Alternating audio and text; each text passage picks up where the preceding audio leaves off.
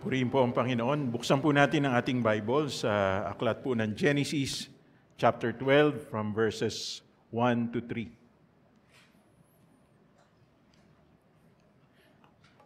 Baka naman po maligaw pa kayo. Okay, so basahin po natin. The Lord had said to Abram, "Go from your country, your people, and your father's household to the land I will show you. I will make you into a great nation, and I will bless you. I will make your name great, and you will be a blessing. I will bless those who bless you, and whoever curses you, I will curse. And all peoples on earth will be blessed through you." Pagpalain po ng Diyos ang pagkabasa ng kanyang banal na salita. Tayo po'y manalangin. Pinupuri, dinadakila, sinasamba, niluluwalhati po namin ang iyong pangalan, aming Diyos, sa umagang ito. Maraming salamat po sa pribileyo na kami ay binigyan ninyo upang sa inyo'y sumamba sa Espiritu at katotohanan. At maraming salamat, Panginoon, sa kalakasan, kalusugan, kagalingan ng aming pangatawan, maging Panginoon sa pagkakataon na kami ay sama-samang nananambahan po sa inyo. Ang dalangin po namin, Panginoon, kung paano naging katanggap-tanggap sa inyo ang mga awiting papuri at pasasalamat at pagsamba sa inyong pangalan. Ngayon, pagpalain ninyo ang inyong salita na aming pag-aaralan. Hayaan niyo ang banal na Espiritu ang siyang maging dakilang tagapagturo po namin. Gamitin niyo po lamang akong kasangkapan upang inyong kalooban ang siyang maipahayag sa aming pong kalagitnaan. At sa umagang ito, wala pong ibang pangalang maitaas, maparangalan, mabigyan ng papuri at pasasalamat, kundi tanging kayo po lamang. Ito po ang aming samot dalangin sa ngalan ng inyong anak na si Jesus. Amen. Amen. Palakpakan po natin ang Panginoon. Makakaupo na po kayo.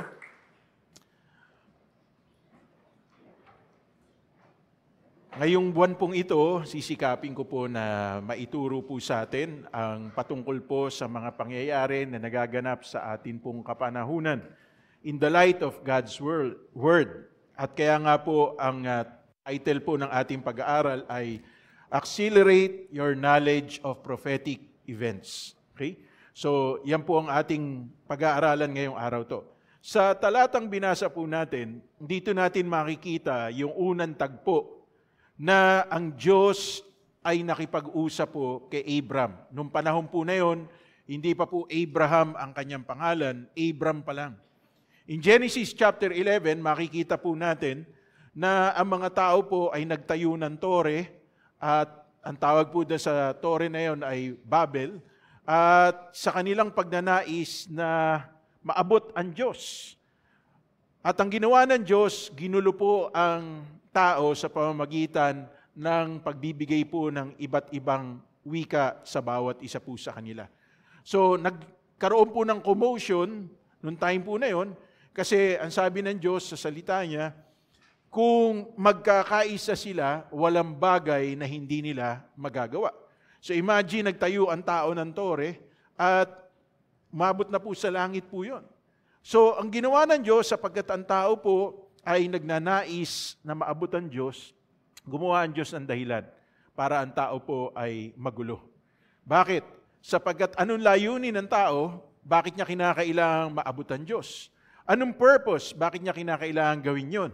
So sa puso ng tao, ang sabi po ng aklat ng Jeremias, ay walang ibang pinakamarumi at walang ibang nakapanlilin lang kundi ang puso po ng tao.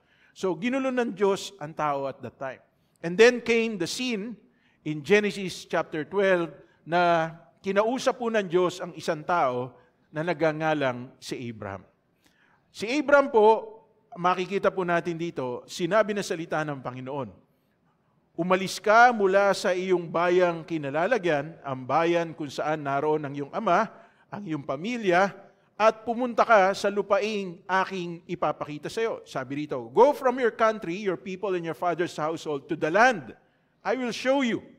I will make you into a great nation, and I will bless you, and I will make your name great, and you will be a blessing." So isang tao lang ang kausap niya, at walang iba kundi si Abram. At nung panahon po na yon, si Abram, ang pangalan ng kanyang asawa ay si Sarai, ay wala naman po silang anak. At that time, 75 years old si Abram, si Sarah po ay mga 60 plus. So parang imposible na magkaroon pa po sila ng anak during that time.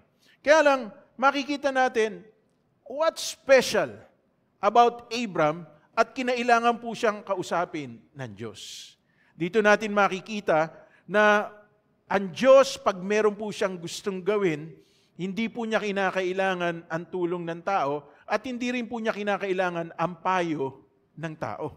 So makikita natin, mula dito sa tagpupong ito, nangako ang Diyos kay Abram. Ang sabi sa verse 3, I will bless those who bless you, and whoever curses you, I will curse. And all peoples on earth will be blessed through you. So ano makikita po natin dito? Makikita natin na dito nagmula ang bansang Israel. Sino mang magpala sa bansang ito, pagpapalain ng Diyos. Sino man sumumpa sa bansang ito, susumpain din ng ating Panginoon Diyos. The question is, what makes Israel special? Ano nga ba ang meron ng Israel at tinangi sila ng ating Panginoon Diyos? Unang-una na makikita po natin dito, okay? It is God who made a covenant with Abraham. Hindi si Abraham ang lumapit sa Diyos at sinabi sa Diyos, Lord, pagpalain mo naman ako. Lord, pwede ba bigyan mo naman ako ng anak? Lord, pwede ba padamihin mo naman ang aking lahi? Hindi. It was God Himself who approached Abraham. And when God approached Abraham, ito po ang sabi ng salita ng Panginoon. The Lord had said to Abraham, go from your country, your people, and your father's household to the land I will show you. Nasubukan nyo na po bang umalis ng bahay, tapos hindi nyo alam kung saan kayo pupunta? Pinaalis kayo pilit sa piling ng inyong mga magulang, sa piling ng inyong mga kapamilya, at pagkatapos, pinapupunta kayo sa isang lugar na ituturo sa inyo habang naglalakbay ka. Sino kaya sa atin ang gagawa po nun? Di ba? Lord, Pastor, si Lord naman ang nangusap eh. Yun na nga eh. Okay?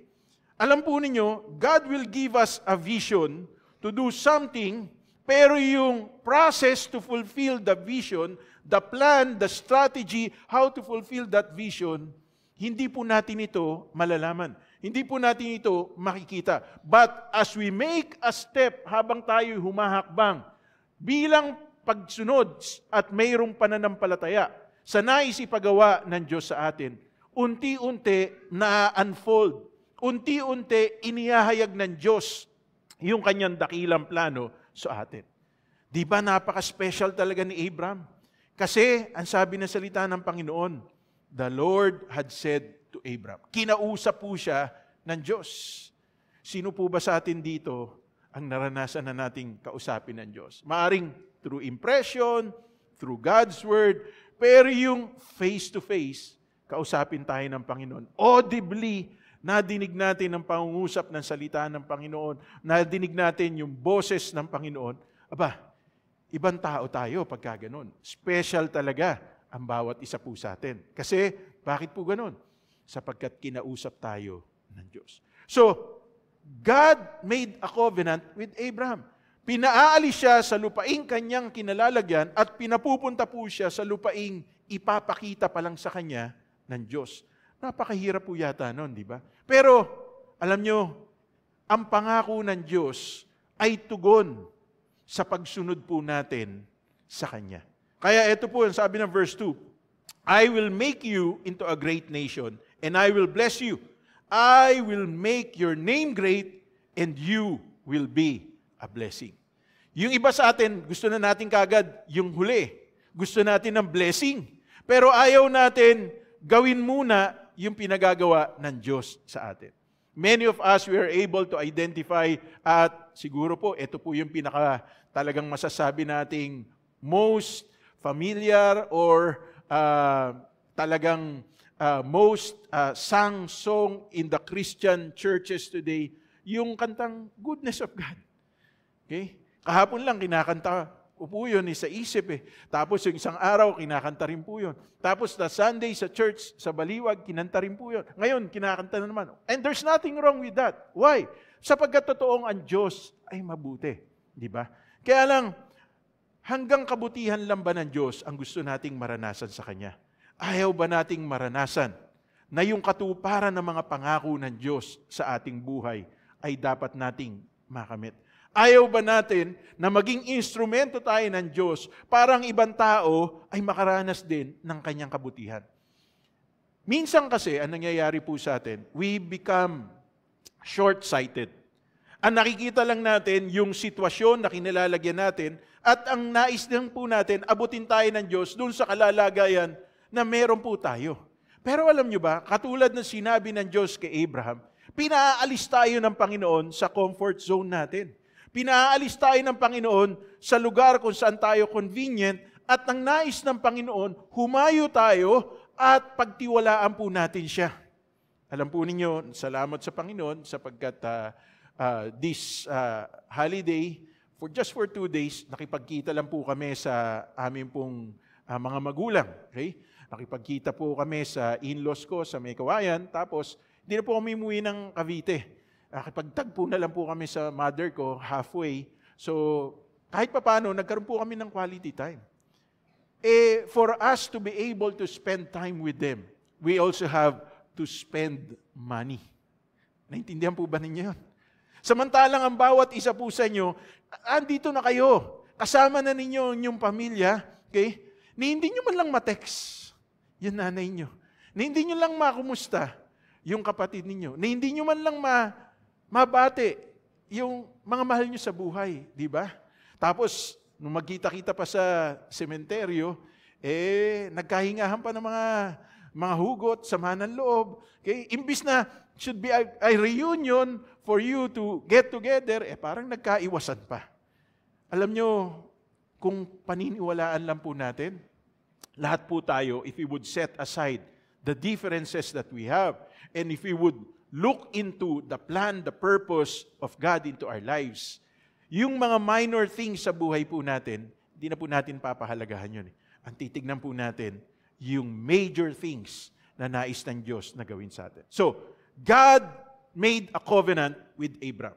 Pangalawa, what makes Israel special? Because God promised to give them a land. Pinangako ng Diyos na bibigyan po sila ng lupa. Okay? Sabi po ng Genesis chapter 15 verses 6 and 7, and Abram believed the Lord, and the Lord counted him as righteous because of his faith.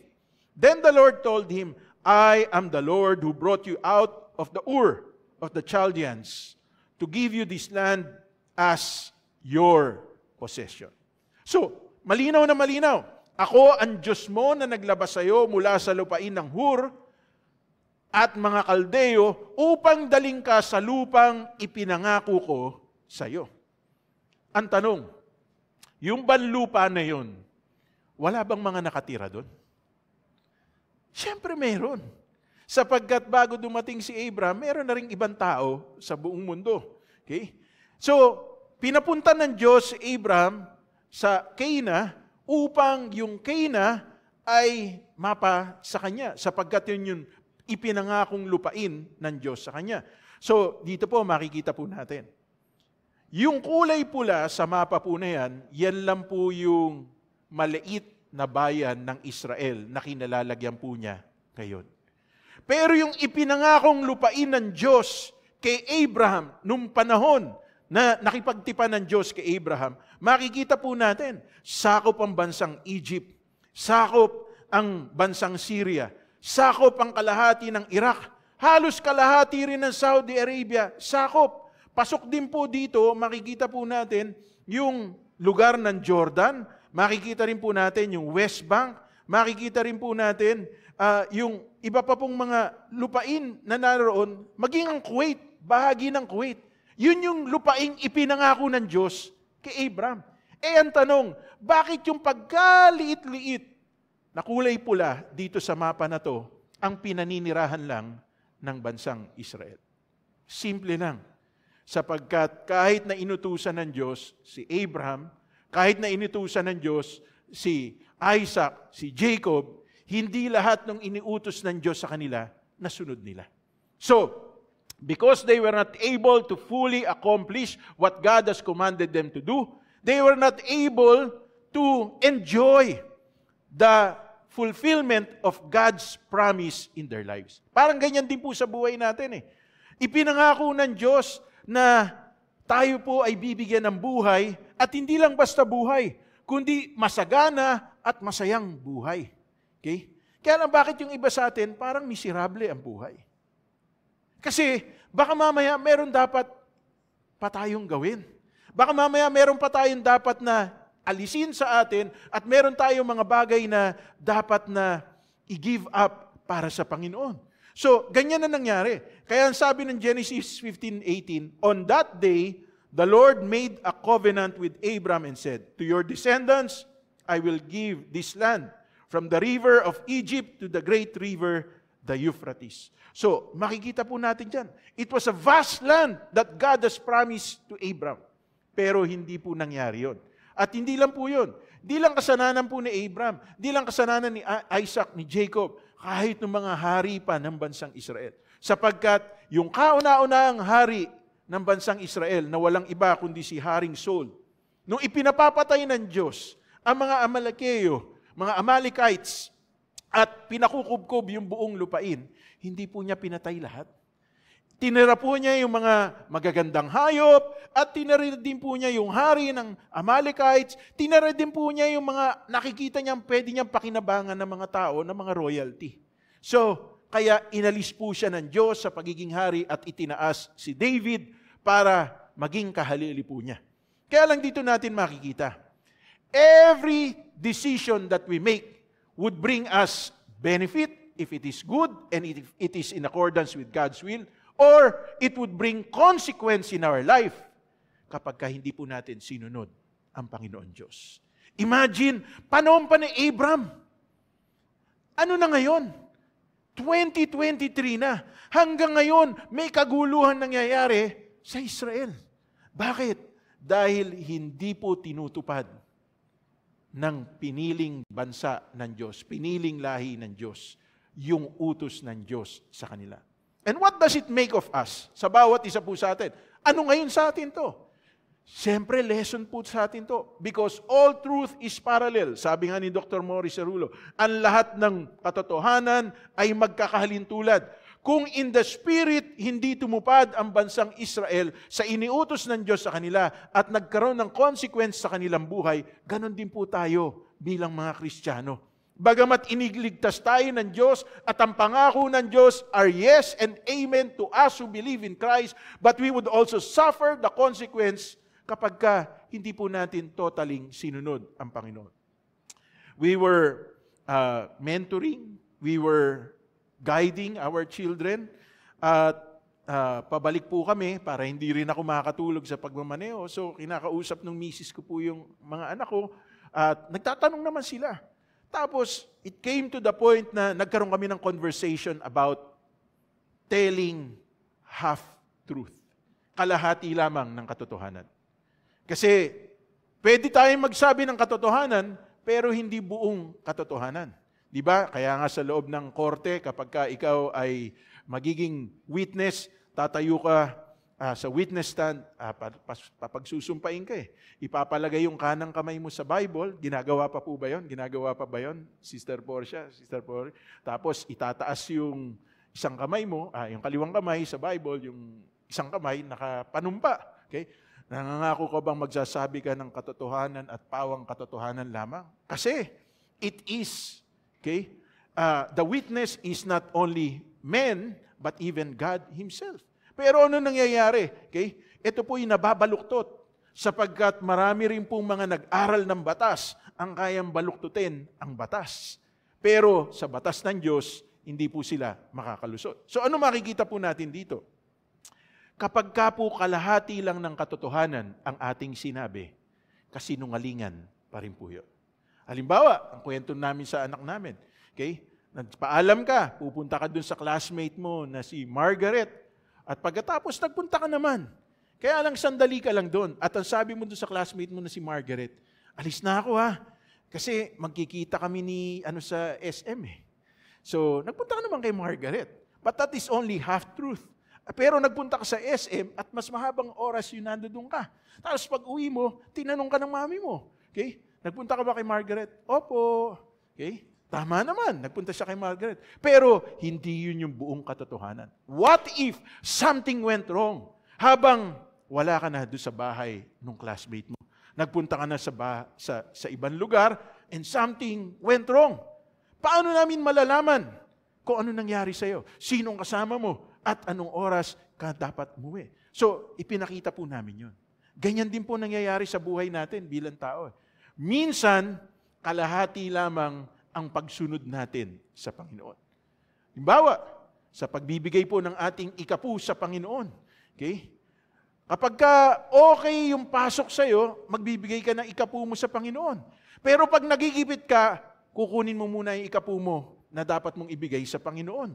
Kasi Lord, gipit na gipit ako eh. Kaya Lord, pagpalain niyo po ako at pag pinagpala po ninyo ako, ibibigay ko po sa inyo yung ikapu ko. Ano ba sabi na salita ng Panginoon?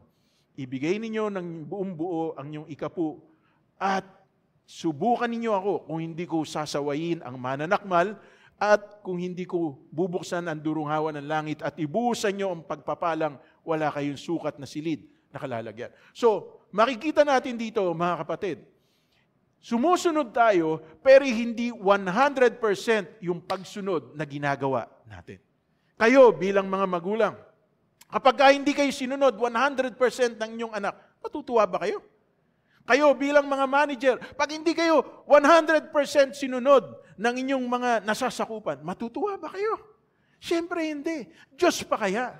Kaya lang ang nakakasaliksik ng ating puso, walang iba kundi ang Diyos. So, that's what happened in the nation of Israel. Kaya, bagamat ipinangako ng Diyos, ang buong lupain niya na makikita natin, they are only enjoying. Hindi nga natin masabing half, hindi nga natin masabing a fraction eh. Okay? Napakaliit lang po nung lupain na kanilang ini-enjoy ngayon. At sa sobrang liit na yon, okay, marami pang kumakalaban sa kanila. Okay? Ang tanong, yan bang pangyayari po na yan, mga kapatid? Okay? Nangangahulugan ng Israel ay walang sariling lupa. Tama! Wala naman sila talagang sariling lupa eh. Pero yung lupa na yon, ipinangako ng Diyos para sa kanila. Kaya kung ipinangako ng Diyos yon para sa kanila, they have to do something. They have to fight for it and they have to make sure na yung ipinangako ng Diyos mapa sa kanila. Parang sa buhay ng bawat isa sa atin. Ipinangako ng Diyos ang kaligtasan natin. What are we doing para yung kaligtasan na yon mapanatili sa ating buhay? Totoo ang kaligtasan ay libre sapagkat ang nagbayad ay walang iba kundi ang Panginoong Jesucristo. Pero anong ginagawa natin para mapanatili yung kaligtasan ng ating kaluluwa? Anong ginagawa natin para ang ating buhay habang tayo nabubuhay sa mundong ito ay hindi po puno ng hirap, puno ng hibik, puno po ng anumang uri ng pasakit kundi ma-enjoy natin yung sinasabi na salita ng Panginoon, and I will give you life and the abundance of life. Tandaan po natin mga kapatid, the first part of the verse of John chapter 10 verse 10 says, the enemy came to steal, to kill, and to destroy. Now, tingnan po natin to. Hindi ko na po inilagay dyan, but I want to read this. Okay? It was published on October 24. Sabi niya, before the modern state of Israel, there was the British mandate, not a Palestinian state. Number 2, before the British mandate, there was the Ottoman Empire, not a Palestinian state. Before the Ottoman Empire, there was Islamic Mamluk Sultanate of Egypt, not Palestinian state. Before the Islamic Mamluk Sultanate of Egypt, there was Ayyubid dynasty, not a Palestinian state. Before the Ayyubid dynasty, there was a Christian kingdom of Jerusalem, not a Palestinian state. Before the Christian kingdom of Jerusalem, there was Fatimid Caliphate, not a Palestinian state. Before the Fatimid Caliphate, there was Byzantine Empire, not a Palestinian state. Before the Roman Empire, there was Hasmonean dynasty, not a Palestinian state. Before the Hasmonean dynasty, there was Seleucid Empire, not a Palestinian state. Before the Seleucid Empire, there was the empire of Alexander III of Macedon, not a Palestinian state. Before the empire of Alexander III of Macedon, there was the Persian Empire, not a Palestinian state. Before the Persian Empire, there was the Babylonian Empire, not a Palestinian state. Before the Babylonian Empire, there was the kingdom of Israel. Okay? The kingdoms of Israel, yung Judea and Samaria. Okay? Judea and Israel, not a Palestinian state. Before the kingdoms of Israel and Judea, there was the kingdom of Israel. Kasi isa lang po ang kingdom ng Israel nung panahon ni Saul at nung panahon ni David at nung panahon po ni Solomon. But after King Solomon, na-divide ang kingdom. The northern kingdom and the southern kingdom. The northern kingdom is the kingdom of Judea and the southern kingdom, ito po yung tinatawag po na kingdom of Israel. Ang southern kingdom, doon po nagmula ang ating Panginoong Jesucristo dahil yun po yung lupain ng Judah. Okay? So makikita po natin, before the kingdom of Israel was the theocracy of the 12 tribes of Israel, not a Palestinian state. Before the theocracy of the 12 tribes of Israel, there was the individual state of Canaan, not a Palestinian state. So saan nagmula ngayon ang Palestine? Saan nagmula ang Philistines? Isa lang din po sila sa gustong kumubkob sa lupain ng Kana. So, yung nasa Gaza ngayon, na mga Palestino na nandoon, okay? At yung nagsisisigaw na sila ngayon ay genocide, okay? Israel committed a genocide crime against the people of Palestine. Kung titingnan po natin ang history, wala naman talagang Palestinian state eh. Ang totoo, sila yung nangaagaw ng lupa na from the very beginning, nagpunta na tayo noong time ni Abraham, yung Canaan. Ang meron, Canaan, walang Palestine. Kaya lang, bakit nagkaroon ng Palestine? Sapagkat nagmula po yan nung ang Israel po ay sumuway na sa utos ng Diyos. Di ba? Sino ba nakakalaban ni David? Ang mga Filisteo. Si Goliath na mula sa Philistines na nagmula po doon ng Palestine. So, makikita natin dito, I'm giving you an overview. Meron ba talagang Palestine? Meron ba talagang Philistines? Wala. Because historically, biblically, wala pong Palestine. They were just mentioned sapagkat makikita po natin ang Israel po ay sumuway sa utos ng Diyos. Parang yung ginagawa po sa atin ngayon ng China, di ba? Alam po ninyo, kung noon pa, early 1990s, binakura na po ng Pilipinas yung West Philippine Sea. Nagtayo na tayo ng mga structures na nando doon na iwasan po natin yung pambubuli na ginagawa ng China ngayon. Sapagkat, atin naman talaga yun eh. Under the United Nations Clause for the Laws and Sea. Okay? Pag-aari po natin yun. Sapagkat, I think 150 nautical miles, okay, or 170 nautical miles along the shoreline of any country, pag-aari po nila yun under the exclusive economic zone. Pero anong ginawa ng China? Nagpalabas po sila ng mapa, panahon pa ni Timbuktu, okay? At sinasabi, yung 9-dash line na yun, sakop ang Pilipinas, pag-aari ng China. Paano nangyari yun? Marami lang sa atin, singkit, pero hindi tayo marunong mag-Chinese.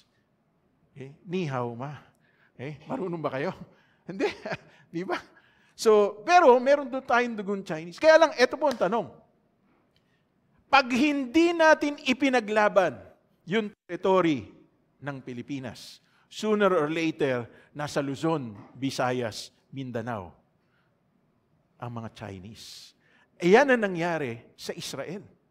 Because they disobeyed God, they did something na hindi ayon sa kalooban ng Diyos, nakubkub po sila ngayon. At eto na po tayo ngayon, sa panahong kinalalagyan po natin ngayon, mga kapatid, na talagang lahat ng bansa pumapanig po, hindi naman lahat, karamihan ng mga bansa, sapagkat ang panalangin ko sa Panginoon, wag ang bansang Pilipinas makiayon. Buti na lang ang ating Pangulo ngayon, hindi po siya sumusuporta sa panawagan na itigil na ng bansang Israel ang pag-aatake sa Gaza.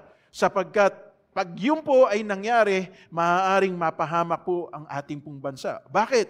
Sapagkat malinaw na sinabi ng Bible, I will bless those who bless the Jews, and I will curse those who curse the Jews. Natatandaan niyo po ba? Early 1990s, nung i-take over po, okay, nung panahon po ni Pangulong Corazon Aquino. Okay? 1986 nung magkaroon ng revolution, pagkatapos si Pangulong Corazon Aquino ang presidente at that time. Okay? Later part of the 1980s, 1989, early part of 1990s, di ba there was yung nationwide brownout. Naranasan po ng ating bansa yun. Pumutok ang Pinatubo, dumating ang maraming bagyo, at napakaraming kudeta nung panahon po ni Pangulong Aquino, ni dating Pangulong Aquino. Alam niyo po ba kung bakit? Baka hindi niyo po nalalaman, and I would like to make this clear to every one of you. Sapagkat nag-appoint po at that time, 1993, okay, nagkaroon ng pag-uusap sa United Nations. Before that, bago nagkaroon ng pag-uusap, ay tinipon po ng United Nations ang maraming bansa sa New York, sa kanilang headquarters, at gusto nilang i-recognize ang Palestinian Liberation Organization as a state nung panahon ni Anwar Sadat. Alam niyo po ba, nagpadala ang ating Pangulong Corazon Aquino sa katauhan po ni dating Governor Leviste ng Batangas bilang ambassador ng Pilipinas sa State of Palestine. Meaning, kinikilala ng Pilipinas ang Palestine bilang isang bansa. Ano nangyari sa Pilipinas at that time? Napakaraming kudeta nung panahon ni Corazon Aquino. Napakaraming bagyon dumating sa atin. Economically speaking, bumagsak ang Pilipinas at that time. At hindi lang po yun, mga kapatid, sumabog ang bulkang Pinatubo. Nag-earthquake pa dito sa Cabanatuan, di ba? Diyan, sa Liwag. Nasa Manila po ako noon, nasa Makati. Nakita ko po yung Hotel Nico, na ngayon ay Dusit Hotel, sumasayaw. Okay? Kasi may earthquake. At dito, maraming namatay. Ang epicenter kasi, that was the time ni Pangulong Corazon Aquino. Bakit? Because the Philippines recognized the Palestinian Liberation Organization as a state during that time. Pero salamat na lang, mga kapatid. And this is our duty bilang mga Christians, to pray for the people who are in authority. Now, pangatlong reason, bakit po special ang Israel? Because they are God's holy, loved, and chosen people. Sila ay ginawang banal ng Diyos, minahal, at pinili ng Panginoon. Sabi ng Deuteronomy chapter 7, verses 6 to 7, "For you are a people holy to the Lord your God. The Lord your God has chosen you out of all the peoples on the face of the earth to be His people, His treasured possession.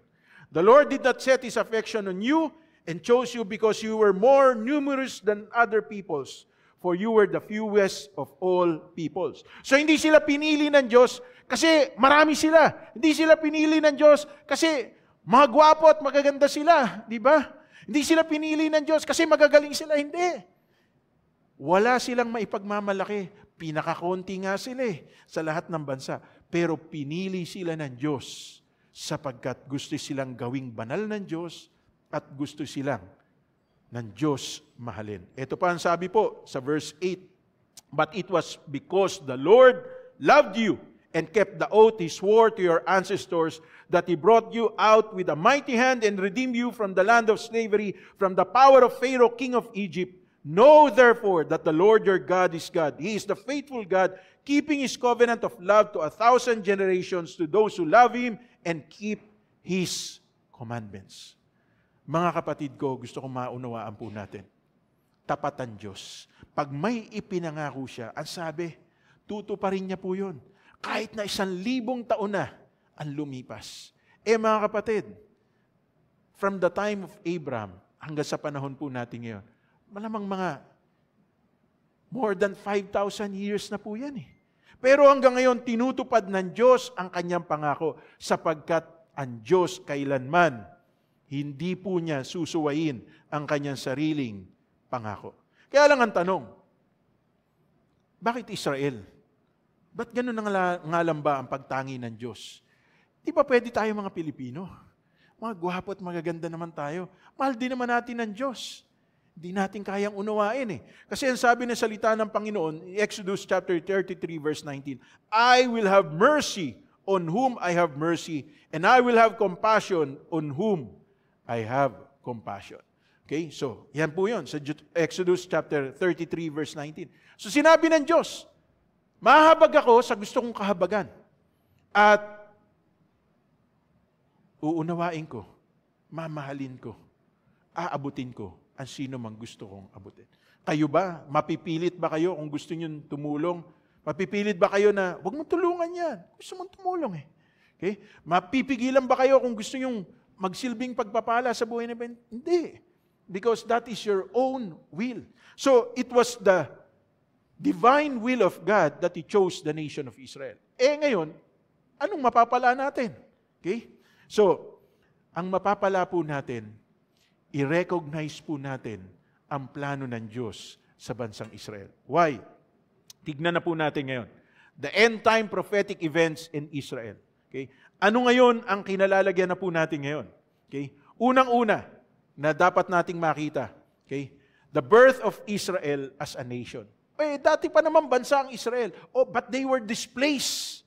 Okay? Kahit nga nung matapos po si Joseph sa pagiging governor ng Egypt, okay? They were under slavery for 400 years. Kasi pinaalis sila ng Diyos sa lupain ng Canaan sapagkat nagkaroon ng tagutom doon, pinapunta sila sa Egypt, at pagdating sa Egypt, si Joseph ang governor at nanirahan sila ron sa mahabang panahon. Kaya lang nagpalit po ng hari ang Egypt at hindi na po kinilala ang ginawa ni Joseph that time. Kaya anong ginawa po sa Israel? Sila po'y pinahirapan at nagsilbing alipin for 400 years. So makikita natin dito mga kapatid, kahit nung panahon po na yun, wala na po ang Israel.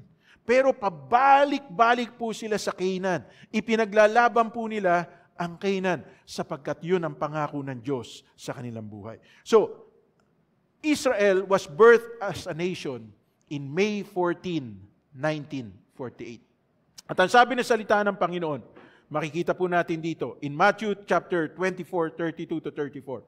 Now, learn this lesson from the fig tree. As soon as its twigs get tender and its leaves come out, you know that summer is near.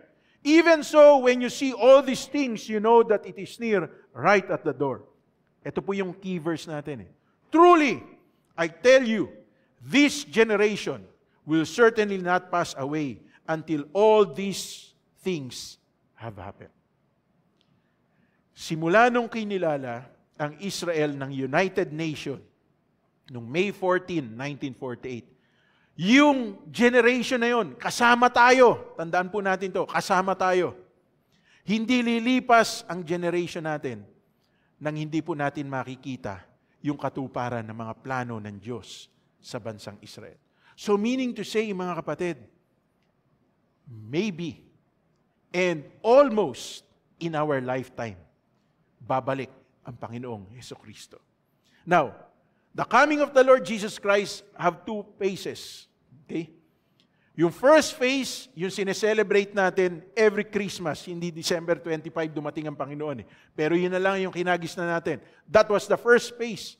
He came as a baby. But the second phase ng pagbalik ng Panginoon, two phases din yun. Yung tinatawag na rapture, He would come back, pero hindi sasayad ang kanyang paa sa lupa. He would just be in the air, na magkakaroon po ng rapture, that the dead in Christ shall rise first in the twinkling of an eye, and we who are alive will be caught up together with Him in the air, sapagkat yun po yung rapture. And then will come the tribulation period. The tribulation period has two phases. The tribulation period for the first 3.5 years, and the great tribulation period in the remaining 3.5 years. So, bakit tayo kukunin ng Panginoon? Kasi hindi po tayo karapat-dapat mapabilang sa mga parurusahan. Kaya lang, ito po ang katotohanan. Hindi lahat ng Christians makakasama. Lalo na yung panayan TikTok. Hindi, joke lang. Okay? Buti na lang hindi ako nagti-TikTok. Kasi kung nauubos ang oras nyo sa mga ganung bagay at wala kayong kaalam-alam sa nangyayari, Okay? Baka nga isa pa kayo sa tumutuligsa sa bansang Israel. Kasi naman yung Israel na yan Hindi na lang nila pabalikin yung mga tao sa Gaza. Binobomba pa nila. Kaya more than 8,000 people na namamatay. Kapatid, hindi mo naintindihan. If you're reading the Bible, then your heart would go out for the nation of Israel. October 7 at 6:30 in the morning, around 11:30 dito sa atin, nagulat na lang ang maraming mga Israelis. Nasa kanilang mga bahay dumating ang mga teroristang Hamas. Dala ang kanilang barel, dala ang kanilang mga espada, okay? At bigla na lang silang pinagpapatay. Saan ka nakakita? Buntis na babae, bibiyakin ng tiyan, at pagbiyak ng tiyan, kukunin ng bata, pupugutan ng ulo. Hindi ba yan gawa ng dyablo? Pero noon pa man noon pa galit na si Satanas sa Israel. Bakit? Sapagkat sa Israel magmumula ang Mesiyas. Di ba nga, nung panahon ni Moses, anong sinabi? Ipinapatay ng Pharaoh ang mga bata sapagkat naroroon. Alam nila na ang mga Hudyo po ay doon magmumula ang Mesiyas. Nung panahon na isinilang ang Panginoong Jesucristo, si Herodes, pinapapatay din po niya ang mga bata sapagkat dumating na raw ang hari ng mga Hudyo. So makikita natin, noon pa, ginagawa na ng tao yan, kahit sa panahon po natin ngayon. Kaya lang, sinong gumagawa niyan? Yung mga tao po na walang pagkakilala sa Diyos. Asawa mo, sa sariling harap mo, re-rapin. Anak mo, wala kang magawa. Nakatali ang kamay mo, pero ipinakikita yung mga karumal-dumal na bagay na yun, sapagkat yun ang gustong mangyari ni Satanas. Matorture sila. Pero anong sabi ng Israel? Hindi sila papayag. Kaya, kung sinusubaybayan ninyo, mga kapatid, and I would like every one of you to look at what's happening right now in the nation of Israel. Sapagkat, alam nyo, mga kapatid, yung mga kabataan na katulad ng marami po sa atin, kahit na po yung mga reservists po nila, nagtatrabaho sa ibang bansa, lilipad po sila pabalik ng Israel, buo sa kanilang puso, na kinakailangan nilang ipaglaban ang kanilang sariling bansa. Sapagkat ang sabi ng salita ng Panginoon, the birth of the nation of Israel, yung generation na yun, hindi lilipas nang hindi nangyayari ang mga sinabi ng salita ng Panginoon. Pangalawa, na sign, prophetic sign, Jerusalem will no longer be under Gentile rule. Ang Jerusalem po, as of now, hindi pa kinikilala ng United Nations na capital ng Israel. Kaya nga, disputed po yan pero, si President Trump, nung siya ang presidente ng Amerika, kinilala niya, inilipat niya ang embassy ng US papunta sa Jerusalem at dineclare niya in his term ng Jerusalem ang capital ng Israel. Ang Jerusalem po, ang namamahala ay walang iba kundi mga Israelis. Kaya anong kanilang motto? Ang motto po ng Israel after World War II, never again. Hindi na sila papayag pa na yung naranasan nila nung panahon ni Hitler, mararanasan pa nila ngayon. Kaya ano sabi ng Luke chapter 21 verse 24? They will fall by the sword and will be taken as prisoners to all nations. Jerusalem will be trampled on by the Gentiles until the times of the Gentiles are fulfilled. Tapos na po yun. Nangyari na po yun. Yung ginagawa po ngayon, hindi na papayag ang Israel na mapasok pa sila muli. Kaya lahat ng kanilang resources, lahat ng sophisticated technology na meron sila, gagamitin nila ngayon para hindi na sila makubkub pa ng kalaban. Pero, mga kapatid, ang hindi po nila inaasahan, sa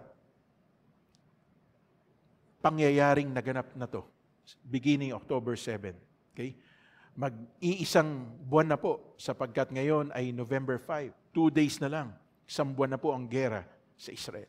Pero ang hindi nila lalalaman, right at the comfort of their home, akala po nila, okay na sila sapagkat meron silang sophisticated technology, meron silang tinatawag na Iron Dome na kaya nilang i-intercept yung mga missile na pumapasok sa kanila. At hindi lang yun, yung intelligence ng Israel is the number 1 intelligence all over the world.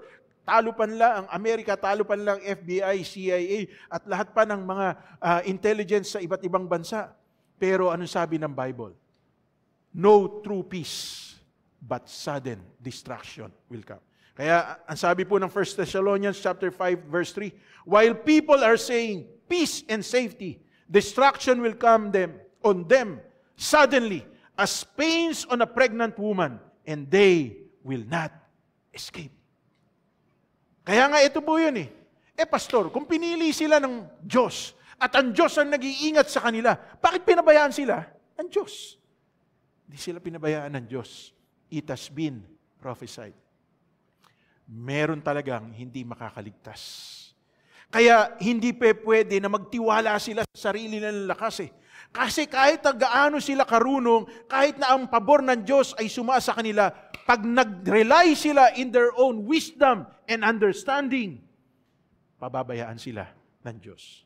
Anong sabi ng Proverbs chapter 3, verse 5 and 6? Trust in the Lord with all your heart. Lean not on your own understanding. In all your ways, acknowledge Him, and He will direct your path. Siyempre nga naman, number 1 po sila sa intelligence all over the world. At sophisticated ang kanilang weaponry in terms sa military, maging ang mga bagay na naimbento nila, kaya po nilang intercept ang lahat po ng communication, pero ang hindi nila na-intercept ay yung by word of mouth, kumalat sa mga Palestino na nando doon, na ang Hamas ay kasama na nila at aatake no October 7. Hindi nila na-foresee yun. Okay? Sapagkat hindi gumamit ng cellphone, hindi gumamit ng gadget, hindi gumamit po ng laptop, hindi gumamit ng anumang technology. Pero by word of mouth, ipinakalat nila. Alam nyo ba, kung bakit hanggang ngayon dito sa Pilipinas, meron pa ring mga NPA. Kahit na meron naman tayong Armed Forces of the Philippines. Alam ni Pastor Ding yun. Sapagkat ang NPA, naninirahang kasama natin. Hindi po sila naka-uniforme.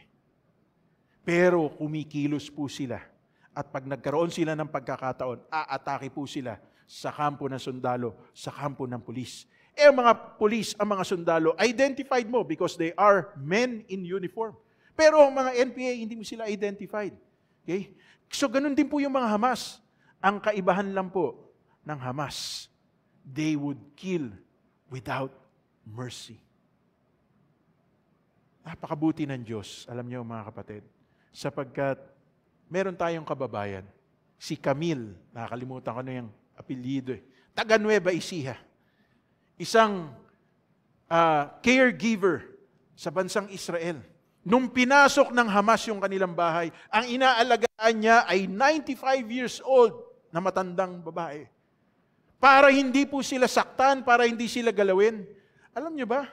Yung sarili niyang ipon, ibinigay niya sa Hamas. Lahat ng gadget na meron siya, ibinigay niya sa Hamas. Sabi niya, nakikiusap ako sa iyo. Spare mo ang buhay namin. Matanda na siya, 95 years old siya. At alam niyo, miracle of all miracles, nung wala nang makitang pakikinabangan sa bahay, bigla na lang umalis yung Hamas na yon. Nabuhay po sila. And meron na pong tumulong na Israeli sa kanila. It was under the news of CNN. Ewan ko kung napapanood ninyo yun. Baka kasi puro kaya po yung pinanonood nyo, hindi kayo nanonood ng CNN. Okay? Ng Al Jazeera. Okay? Ang pinanonood nyo, si Tanggol, na hindi naman kayo kaya ipagtanggol. Okay? So, ito yung totoong nangyayari ngayon, mga kapatid. At nagpapasalamat tayo. Mayroong mga Pilipino na katulad ng kababayan natin na yun. Nagkagawin ng lahat, mailigtas. Sino sa atin? Ipon niya yun eh. Padadala niya sa pamilya niya. Pero alam nyo, under heaven, yung ginawa ng kababayan natin na yun, hindi kakalimutan ng Diyos. In closing, mga kapatid, okay, tatapos na tayo. Baka sinasabi ninyo, ano ba yung pinagtuturo ni Pastor? I just want you to be aware. What should be our response as Christians? Okay? Unang-una, we must be expectant. Dapat may excitement tayo sa puso natin. Okay? Na, malapit nang dumating si Lord. Di ba?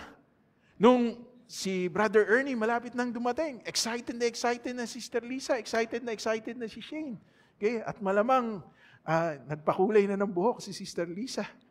Mukhang kailangan na naman magpakulay, di ba? Kasi, inaabangan niya yung pinakamamahal niya na darating na. Tama ba? Kasama natin si Alec ngayon online. At nagulat ako, sabi ni Russell, I miss you. Okay? We must be expectant. We must look up. Bakit? Ang sabi po ng salita ng Panginoon, mga kapatid, in Luke chapter 21, verse 24, when these things begin to take place, stand up and lift up your heads, because your redemption is drawing near. Meaning to say, mga kapatid, malapit nang bumalik ang ating Panginoong Jesucristo. Baka iniisip nyo pa, paano yung investment ko? Paano yung na-scam sa akin? Paano yung dapat magbayad sa akin? Paano na yung love life ko? Diba? Teka muna. Kung totoong Kristiyano ka, dapat expectant ka na, malapit na dumating ang Panginoon. Okay? Anong dapat nating ihanda sa sarili natin? Kung darating na ang Panginoon. Ito po yung dapat na gawin natin. Pangalawa, we must be ever ready. Hindi po baterya to, ha? Okay? Meaning to say, dapat handa tayo. Handa tayo sa pagbabalik ng Panginoon. Ito po ang sabi ng 1 Thessalonians chapter 5, verses 6 to 8. So then, let us not be like others who are asleep, but let us be awake and sober. For those who sleep, sleep at night, and those who get drunk at night. But since we belong to the day, let us be sober, putting on faith and love as a breastplate, and the hope of salvation as a helmet. Na, kung tayo po ay handa, dapat iniingatan po natin ang ating sarili. Okay? Sober, kinakailangan, hindi po tayo nagpapatangay sa mga pangyayari sa paligid natin. Isinusuot po natin ang pananampalataya sapagkat hindi natin alam kung kailan talaga, pero ang alam natin, babalikan tayo ng ating Panginoong Jesucristo. At yung pag-ibig ng Diyos ang siyang nagsisilbing pangsanggalang natin. Okay? Sapagkat ang sabi ng Bible, love covers multitudes of sins. And the hope of salvation as our helmet. Na hindi tayo papayag na ang ating isip ay magulo ng kalaban sapagkat alam natin ang kaligtasan ay nasa atin. Lastly, ang sabi pa rin ng salita ng Panginoon, encourage and build one another. Ano sabi ng salita ng Panginoon? Yan. Sa 1 Thessalonians chapter 5, verse 11. Therefore, encourage one another and build each other up, just as, in fact, you are doing. Sabi po ng Hebrews chapter 11, verse 25, let us not give up on meeting together. Like this. Kaya kung hanggang ngayon, online ka pa rin dumadalo, pero sa trabaho mo nakakapasok ka, sa school nakakapasok ka, at nagagawa mo yung mga bagay na gusto mong gawin, nakakapagbakasyon ka pa, pero sa church hindi ka makarating, hindi kita tinatakot. Kaya lang, sabi ng Bible, let us encourage in meeting together. Magsama-sama tayo. Di ba mas masaya kapag ka nagkikita-kita tayo? Di ba mas masarap kapag ka nahawakan mo yung kamay ng kapatid mo, nahag mo siya at nakikita mo yung expression niya sa mukha mo o nakikita mo yung expression ng mukha niya kapag ka ine-express mo yung pagmamahal mo sa kanya. Kasi we are relational beings. So, we must encourage and build each other. Nalulungkot po ako. Alam niyo mga kapatid, katulad ninyo, tao rin po ako. Katulad ninyo, may limitasyon din ako. Kahit na gustong-gusto ko po kayong puntahan, abutin, kahit na gustong-gusto ko po kayo na talagang makipagkwentuhan sa inyo, kaya lang katulad ninyo, busy din po ako. Nagtitinda nga ng fishball at malunggay pandesal, busy. Tayo pa, busy rin po ako. Kaya lang, kahit na busy ako, pag sinabi nyo sa akin, Pastor, pwede ko po ba kayong makausap? Pastor, dedication po nung anak ko Ikakasal po yung anak ko. Meron po akong kailangan sa inyo. I will always make time for you. Tandaan niyo po yan. Pero, ang masakit sa akin, malalaman ko pa, nagtatampo kayo sa akin. Dahil hindi ko man lang kayo dinadalaw. Dahil hindi ko man lang kayo pinagmamalasakitan. Okay? May nagsabi po kasi sa akin, nagtatampo raw sa akin. Teka muna, ano bang ginagawa ko sa buhay? Kayo ba, 11:30 ng gabi, naghuhugas pa ng plato? Kayo ba, alas 12 ng gabi, nagwawalis pa ng bahay? Ako, ginagawa ko pa po yun. Kasi kinabukasan, gigising ako ng maaga at ayaw kong datnan ng aking mga anak. Madumi yung bahay namin. Ginagawa ko po yan. Salamat na lang sa Panginoon, tinutulungan ako ng misis ko. Salamat na lang sa Panginoon, pinagagaan ng misis ko yung trabaho ko. Kasi marami rin po akong commitments katulad ninyo. Pero alam nyo, kung magfo-focus tayo sa damdamin ko, sa damdamin ninyo, wala tayong ma-achieve. Pero kung ang sabi ng Bible, love covers multitudes of sins. Uy, andyan na si Pastor. Okay? Ngayon ko lang nakita si Brother Ernie. Buti na lang. Paalis na naman yan. Simula nung dumating, hindi pa kami nagkita. Okay? Buti pa si Pastor Ding, lagi nakikita pagka uma-attend sila. Pero salamat sa Panginoon, di ba? Kasi, mga kapatid, pamilya tayo. Naintindihan ba natin to? Ang pamilya may pagkukulang, pero hindi dapat nagbabatuhan. Ang pamilya may pagkakamali, pero hindi natin dinadown ng isa't isa. Sarili nyo bang magulang, pagsasalitaan nyo ng hindi tama? Bakit ako bilang pastor nyo, hindi ko naman kayo tinuturuan na masama? Bakit may nakakarating sa akin na meron akong masasabing masama?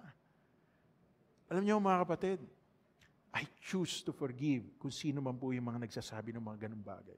Kasi alam niyo, focus po tayo dito. As Christians, let us encourage one another and build each other up. Kung paano ako makakatulong sa inyo, gagawin ko po yun. Kasi yun po yung purpose eh. Kaya lang hanggang doon lang ako, hindi ko kayo pwedeng pilitin sa isang bagay na ayaw po ninyong gawin. Papaalalahanan ko lang kayo. Meron po akong minessage. Sabi ko, kumusta ka na? 1 buwan ka na hindi umaattend. Pastor, may trabaho po kasi ko. Ganun ba? Pinapaalala ko lang sa'yo. Sabi mo, sisikapin mong sumunod sa Panginoon. Ganun lang ako. Hanggang paalala lang. Pero para sabihin, sinabi mo maglilingkod ka sa Panginoon, tapos hindi mo naman ginagawa. Di ba kasi sinungaling? Hindi ko gagawin yun, mga kapatid. Because you know what is right and what is wrong. In conclusion, Israel is God's timepiece. Kung anong nangyayari sa Israel, dapat maging aware po tayo sapagkat ang Israel is the apple of God's eye. Meaning to say, nakatuon ang mata ng Diyos sa bansang Israel. As Christians, it is a responsibility to pray for the peace of Jerusalem and the salvation of His people.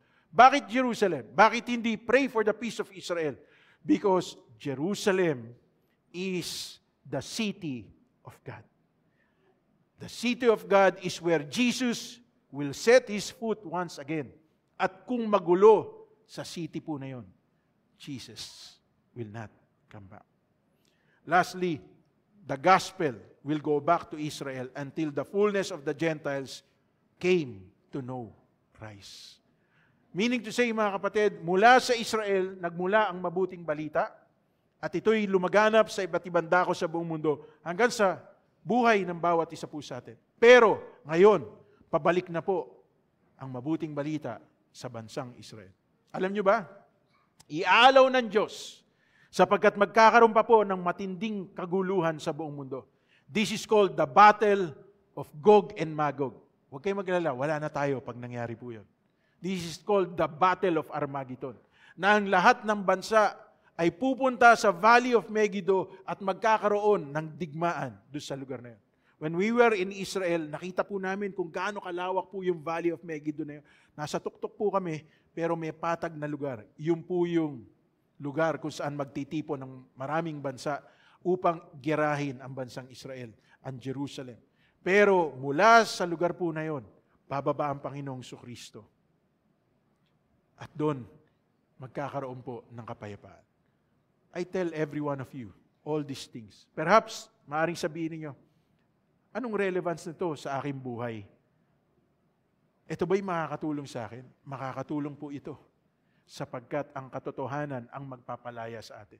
Marami kayong madidinig. Meron nga akong pinapanood isang gabi, teacher pa. Okay? Sinasabi niya na ang Israel daw ay mananakop sapagkat originally speaking, Palestine daw ang nagmamay-ari ng lupain na kinalalagyan ng bansang Israel. Hindi. Walang pag-aari ang Palestine.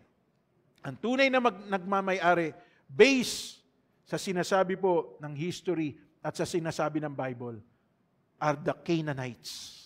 Sila ang tunay na nagmamay-ari. Pero yung lupain na yon, ipinangako ng Diyos kay Abram.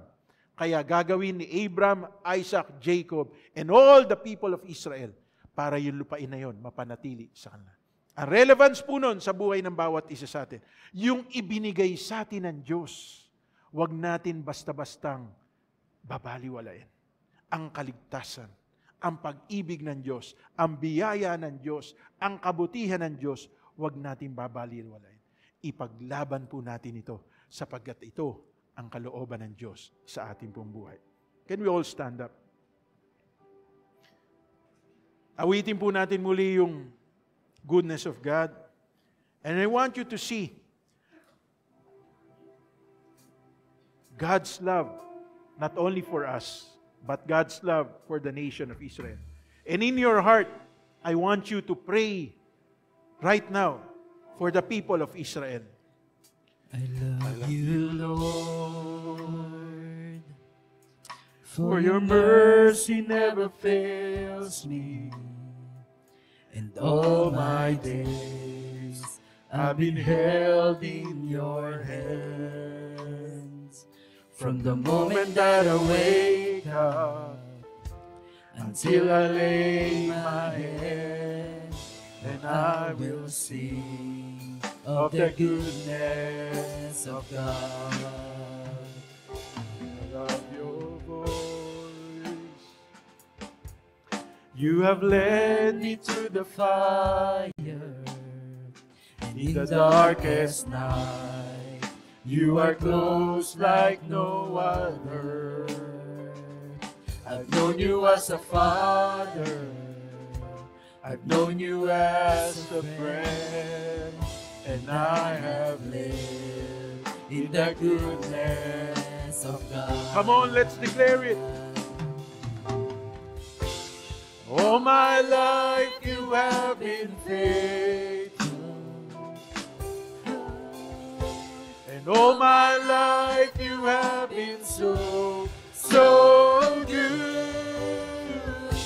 With every breath that I am able, oh, I will sing of the goodness of God. All my life, all my life you have been faithful. All my life you have been so, so good. With every breath that I am able, oh, I will sing of the goodness of God. Your goodness is running after, it's running after me. Your goodness is running after, it's running after me. With my life laid down, I surrender now. I give you everything. Your goodness is running after, it's running after me. Your goodness is running after, it's running after me. Your goodness is running after, it's running after me. With my life laid down, I surrender now. I give you everything. Your goodness is running after, it's running after me. sabi po ng awitin, all my life, you have been faithful.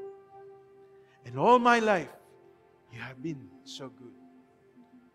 Tandaan natin mga kapatid, katulad ng bansang Israel, hindi tayo karapat-dapat mahalin ng Diyos.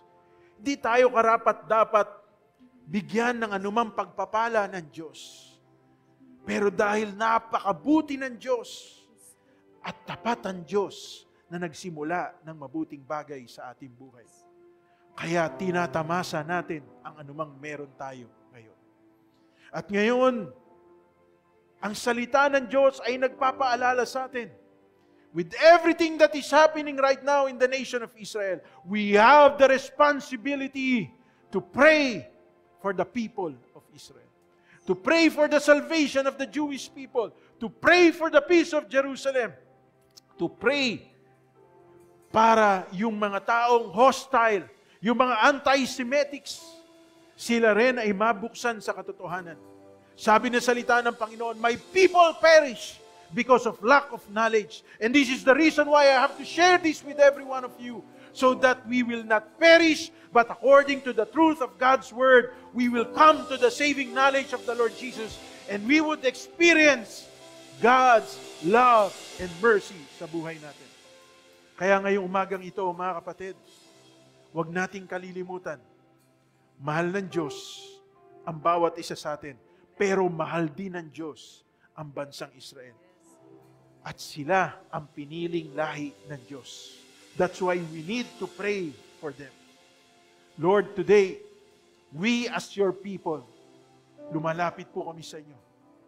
We ask for your forgiveness for the many times na hindi po namin na ipanalangin ang bansang Israel. For the many times, Panginoon, na hindi po taos-puso ang pagpapala namin sa bansang Israel. Ngayon, Panginoon, kinakailangan nila ang inyong habag. Kinakailangan nila ang inyong tulong. Kinakailangan nila ang inyong pagliligtas. Kinakailangan nila, Panginoon, ang inyong pagtatanggol. Kumilos po kayo, Panginoon, on their behalf. Maraming bansa na po ang nananawagan, Panginoon, at maraming bansang nagagalit sa bansang Israel. Pero kami na mga tao po ninyo, kami na mga nakakilala tumanggap sa inyo, we speak for the blessing of Israel. We speak for the peace of Jerusalem. We love your people, O God, and we are standing in the gap for them. Namamagitan po kami upang kayo na Diyos na makapangyarihan sa lahat ang kumilos para sa kanila. At hinihiling ko rin po, Panginoon, sa inyo, simula sa araw na to, bigyan niyo po kami ng kabigatan sa aming puso para abutin ang bansang Israel. Panginoon, dinadalahin ko rin ang bawat isa sa amin na narito, magsilbing aral sa amin ang nagawa ng pagkakamali ng bansang Israel. Para na sa ganoon, ang mga ipinangako nyo sa amin ay hindi po mawalan ng bisa dahil sa aming sariling kapabayaan, kundi tulungan nyo po kami mapahalagahan ang lahat ng ito. Ang inyong kaligtasan, ang inyong pag-ibig, ang inyong kapayapaan, ang inyong pong biyaya na aming tinatamasa. Salamat po, Panginoon. Ito po ang aming samot dalangin sa ngalan ng aming Panginoong Hesus. Ang lahat po ay magsabi ng Amen. Amen. Palakpakan po natin ang Panginoon.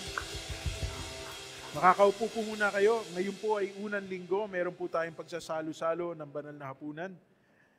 Para po sa mga kasama nating online, I would like you to get the communion elements para tayo po ay magsalo-salo.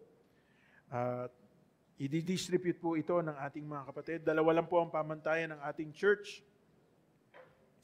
Sa sino mang maaaring makilahok sa pagsasalo-salo ng banal na hapunan.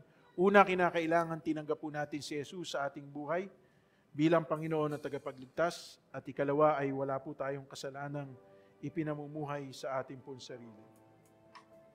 Like behind the storm, you live to die, rejected and alone, like a rose trampled on the ground. You took the fall and thought of me above all. Crucified, laid behind the stone, you lived to die, rejected and alone. like a rose trampled on the ground. You took the fall and thought of me above all. Tayo po lahat ay tumayo. Taas po natin ang tinapay, ang ostya. Itong aral na tinanggap ko sa Panginoon at ibinibigay ko naman sa inyo. Noong gabing siya'y pagkanulo, ang Panginoong Sus ay dumampot ng tinapay, nagpasalamat at pinagpapiraso ito at sinabi, ito ang aking katawan na inihahandog para sa inyo. Gawin ninyo ito bilang pag-aalaala sa akin. Tayo po'y manalangin. Salamat po, Panginoon, sa tinapay na to na sumisimbolo sa katawan ni Kristo na binayubay sa krus ng Kalbaryo upang magsilbing kabayaran sa lahat ng aming pagkakasala. Bago ang lahat, Panginoon, humingi po kami ng kapatawaran sa lahat ng aming pagkukulang po sa inyo, pagkakamali at pagkakasala. At sa sandaling ito, bilang bahagi ng isang katawan na babalikan ng aming Panginoong Hesus, kami ngayon ay nagsasalo-salo upang gunitain, hindi lamang, Panginoon, ang kanyang pagkamatay at muling pagkabuhay. Inialala po namin, Panginoon, ang kanyang katawan na ibinayubay sa krus upang bayaran ang lahat ng aming pagkakasala. Sabay-sabay po natin kainin.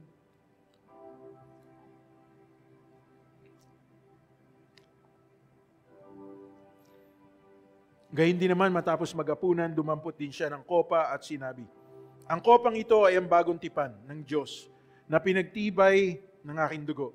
Tuwing iinumin ninyo ito, gawin ninyo bilang pag-aalaala sa akin. Sapagkat tuwing kakain kayo ng tinapay na ito at iinom sa kopang ito, ipinapahayag ninyo ang kamatayan ng Panginoon hanggang sa kanyang muling pagparito. Tayo po ay manalangin. Salamat po, Panginoon, sapagkat simbolo ng Diyos na ito ay ang dugo ni Kristo na tumigis sa krus ng Kalbaryo upang hugasan at linisin ang aming pong mga kasalanan. Dalangin po namin, Panginoon, tulungan niyo po kami sa pangunguna ng Banal na Espiritu na mapanatiling malinis, kaaya-aya at kalugod-lugod sa inyo ang aming pong buhay, sapagkat kayo na Diyos ang nagsimula ng mabuting bagay sa amin. Sabay-sabay po nating inumin. Nagpasalamat po tayo. Alinsunod, Panginoon, sa utos na ibinigay niyo sa inyong mga alagad. Kami po ngayon ay nagsalo-salo ng banal na hugpunan upang ipahayag ang kamatayan at muling pagbabalik ng aming Panginoong Kristo. Kaya buklorin niyo kami sa isang pag-ibig na nagbumula sa inyo. Datnan niyo po kami nagkakaisa, nagmamahalan, nagpapatawaran, at higit sa lahat, nagtatapat sa paglilingkod po sa inyo. Salamat po at pagpalain niyo ang bawat isa kong kapatid ngayong umagang ito. The Lord bless you and keep you. The Lord make His face to shine upon you and be gracious to you. And the Lord lift up His countenance upon you and give you peace. In Jesus' name we pray. Amen. Amen. Palakpakan po natin ang Panginoon. Salamat po for joining us. Samahan niyo po kami muli sa susunod na linggo para sa ating pong pananambahan sa Panginoon. God bless you.